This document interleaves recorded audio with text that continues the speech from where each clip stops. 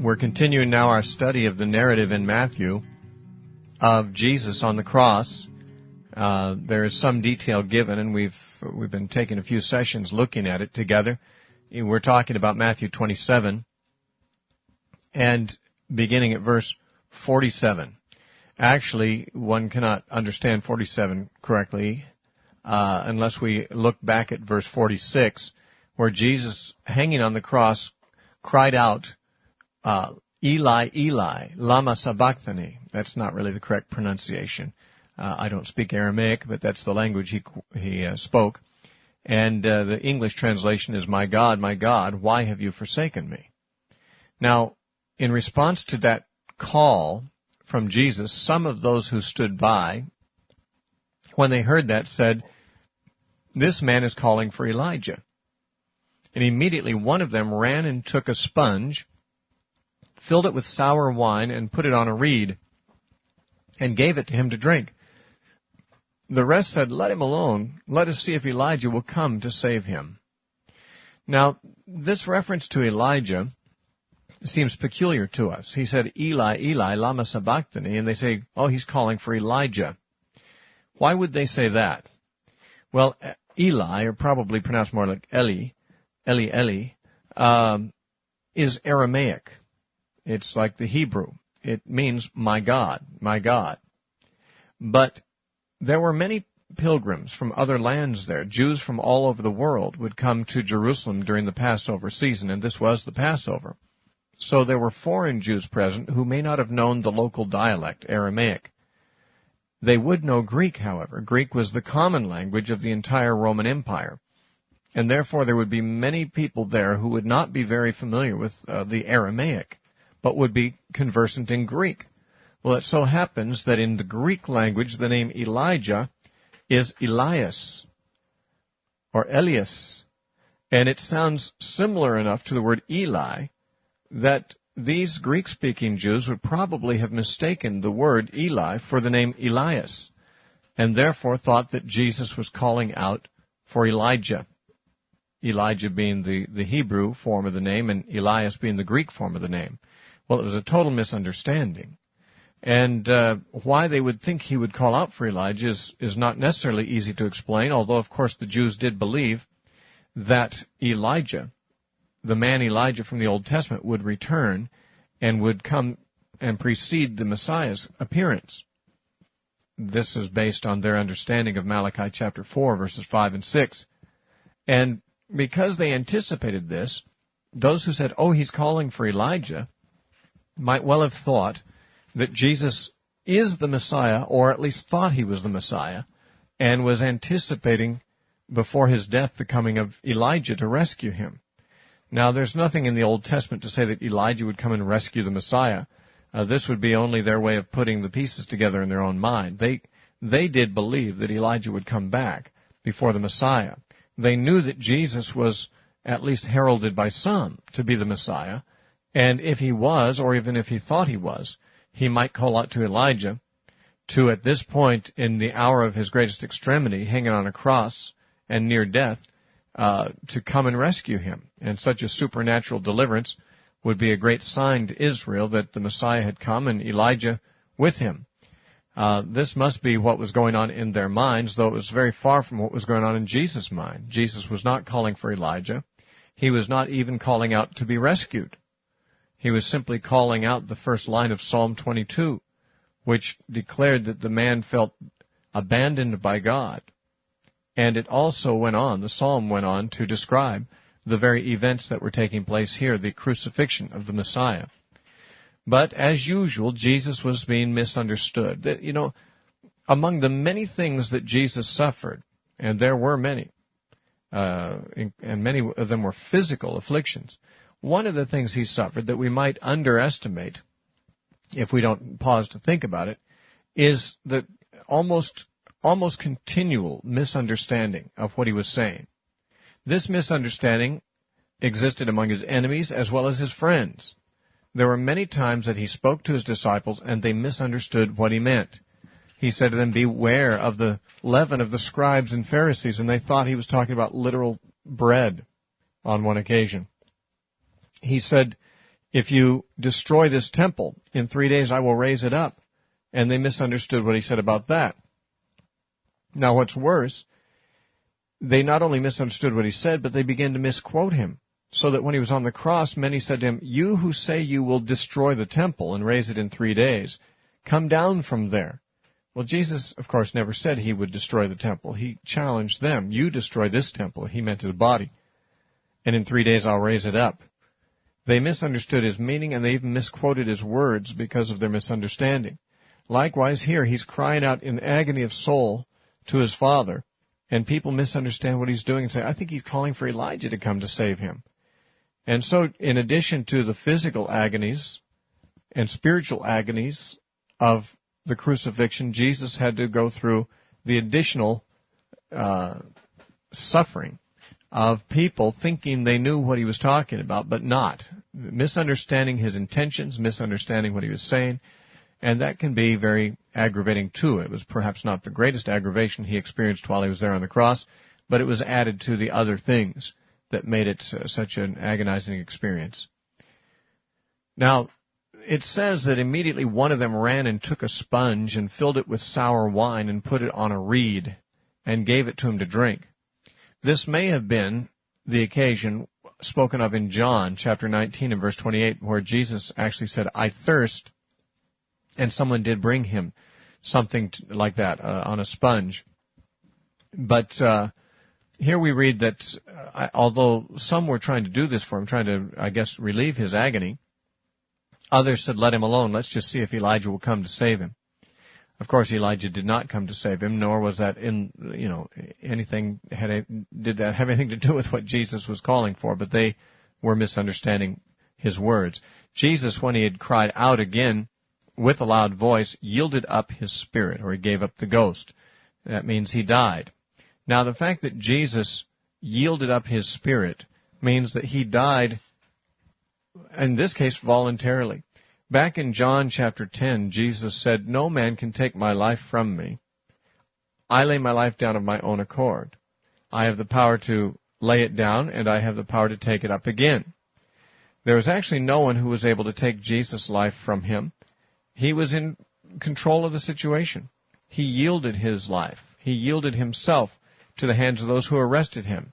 Had he wished, as he himself said, he could have called 12 legions of angels to come, and they would have rescued him. There was nobody that could take Jesus against his will. Furthermore, when he was on the cross, there was nobody who could really hasten his death. He would die when he would die. And on this occasion, after only 6 hours hanging on the cross, he yielded up the Spirit and died. Now, I say after only 6 hours, you might think, well, that's a very long time. And I'm sure it is a very long time to suffer on the cross, but it's a very short time for a man to expire on the cross. It was not at all uncommon for men crucified on crosses to linger for days.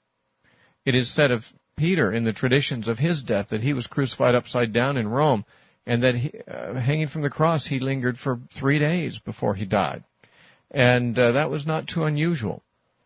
And yet Jesus hung for 6 hours, and then he gave up the Spirit. Later on, we're going to read that Joseph of Arimathea and Nicodemus actually went to Pilate to get permission to take Jesus down from the cross and bury him. And Pilate was amazed to hear that Jesus was already dead. In fact, he didn't believe it. He sent guards or messengers to discover whether this was really true. And sure enough, he was. So it was a marvelous thing that Jesus died as quickly as he did. And he did so by choice. He gave up his spirit. In fact, one of his dying remarks, it may have been his last, was, Father, into thy hands I commend my spirit, or I commit my spirit. This is not recorded here in Matthew, but it is recorded in Luke 23:46. And by the way, that statement, Father, into your hands I commit my spirit, is a quotation from the Old Testament. It's from Psalm 31:5.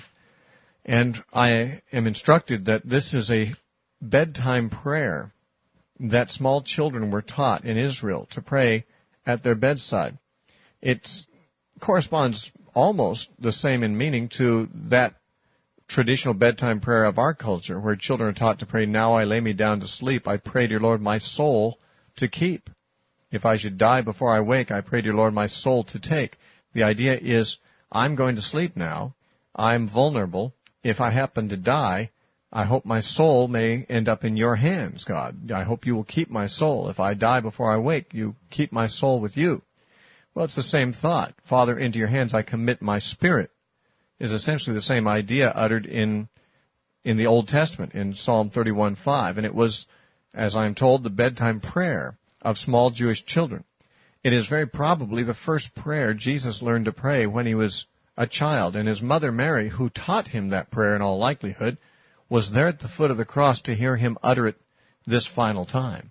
And so that must have been a poignant moment for Mary, presuming that she taught him to pray that prayer at his bedside when he was possibly a toddler, to hear him now at age 33 in his final breath uttering that prayer again, Father, into your hands I commit my spirit.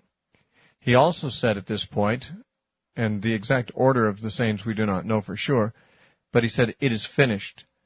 Tetelestai, it's one Greek word. We don't know what words he used in Aramaic, but the words seems to mean victory.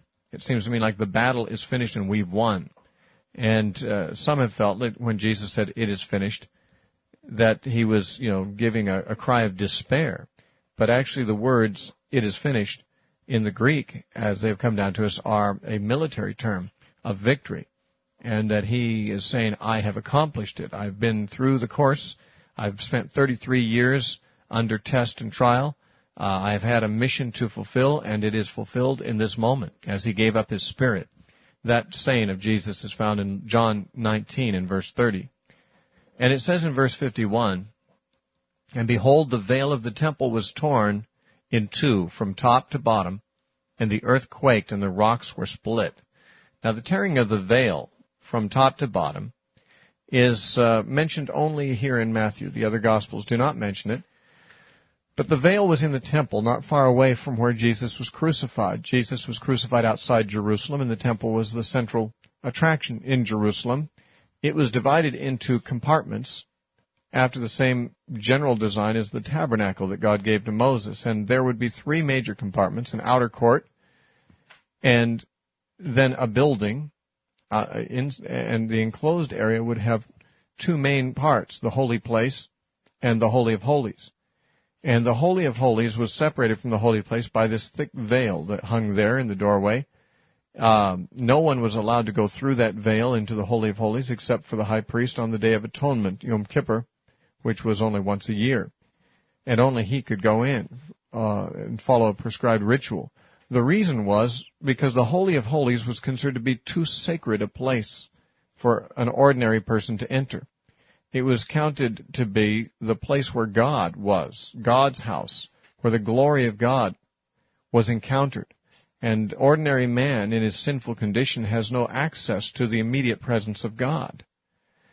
And therefore only one man, the high priest, was allowed to go in symbolically on the Day of Atonement to make atonement for the nation of Israel. But even then, it was inaccessible for another year until the next Day of Atonement. God was simply not that approachable under the terms of the law. And when Jesus died, this veil that separated all men from the Holy of Holies, which was the habitation of God in ritual of Judaism, this veil was torn in two, as if the barrier between God and man, that which prevented the average person from being able to approach God, was now removed. And it was removed by the tearing of another veil, the veil of Jesus' flesh, Jesus' body. With Jesus dying, the sacrifice for sins was complete. And because of that, there remained no more need for such artificial barriers between man and God. So this is symbolically depicted by the divine act of tearing the veil in two. We have no reason to believe that the Jews left the veil torn. They either replaced it or repaired it. But the act of tearing the veil in two from top to bottom shows it to be a divine act. And the fact that it was from top to bottom is perhaps symbolic too, because it mentions that specific detail, originating from the top. It's a top-down kind of an action from God to man. Anyway, that veil was torn, and there were other phenomena that indicated that the death of Jesus was significant. It had already been dark for 3 hours in the middle of the afternoon. You have this tearing of the veil when Jesus gives up his spirit, and we also read that the earth quaked and the rocks were split.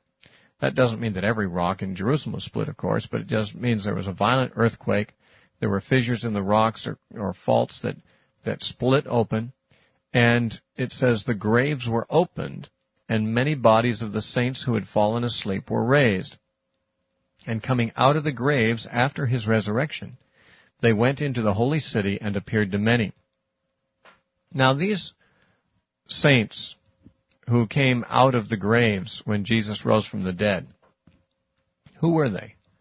Were these the Old Testament guys like Samuel and Moses and David? I think not, and the reason I think not is because such men, if they came and appeared alive in Jerusalem, would not be recognized by anybody because no one had seen them in their lifetime. And they didn't have photographs or statues of them to make them recognizable. So I'm not inclined to believe that these saints who came out of their graves when Jesus did and who were seen alive in Jerusalem, I'm not inclined to believe they were ancient saints. I believe they were probably people who had been known in that generation to be godly people, but who had died not too long hence, and therefore there were many people still living who would recognize them. In fact, there's reason to suspect that they may have been people who had died within the last few days, or at least a very short time, because their bodies otherwise would be somewhat decomposed.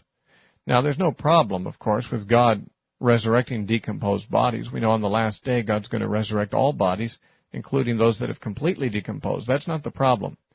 The problem is, though, that for God to take decomposed bodies and reconstruct them is an act of resurrection, which the Bible indicates that Jesus is the first fruits of those who slept to be so resurrected, and then after that, those of us who are his at his coming.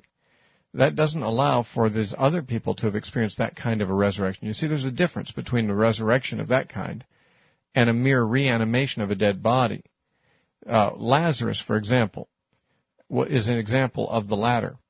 Lazarus died, and 4 days later Jesus called him back to life. This man's body had not very much decomposed.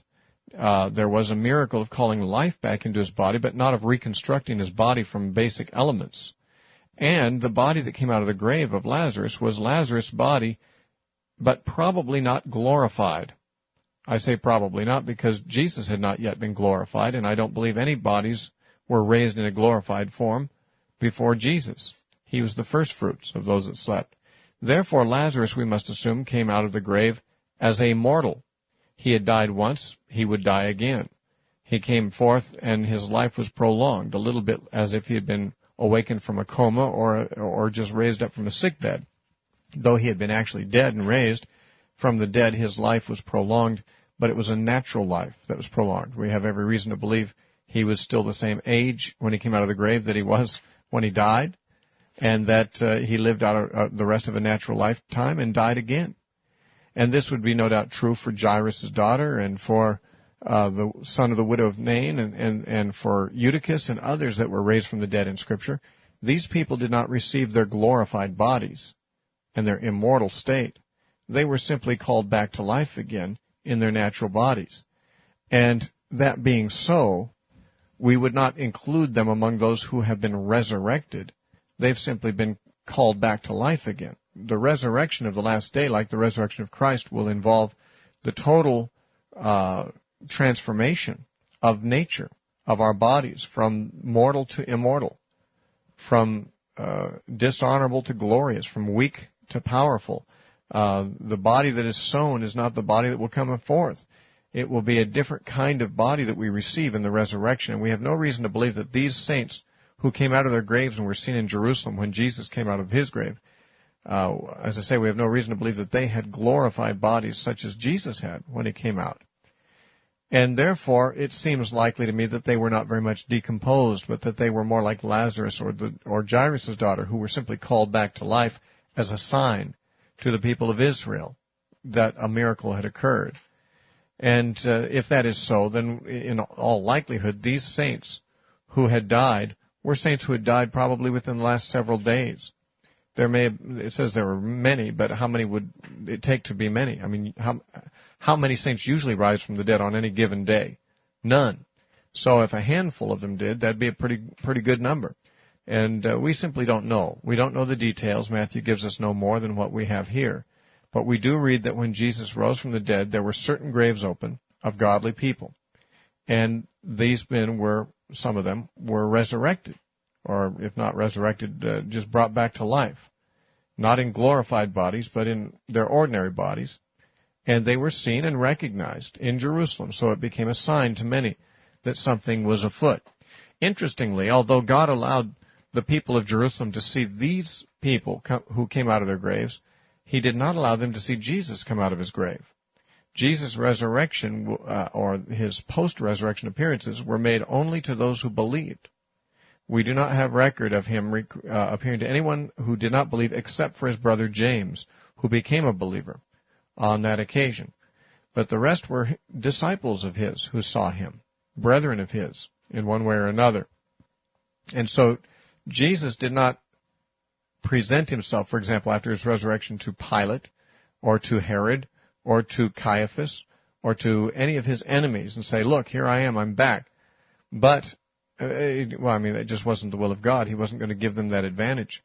But He did give them the advantage of knowing of others who were righteous men who came out of their graves at that time and were seen in Jerusalem, which is a remarkable miracle and one that would be enough to verify that, Jesus may well have risen from the grave at that time, as would soon be reported later weeks when the disciples would report in Jerusalem that Jesus had come out of His grave. Although no one had seen Him do so, they would remember that certain men had come out of their graves at that time, and that their doing so was like a company of persons accompanying Jesus out of the tomb. These ones, however, probably lived out natural lives and continued in this world, whereas Jesus Himself soon afterward ascended into heaven, where He has been ever since, and from which we expect His return. We'll look at more of these things surrounding the death and resurrection of Jesus when we come back to the material in our next session. I hope you may be able to join us at that time as we continue through Matthew.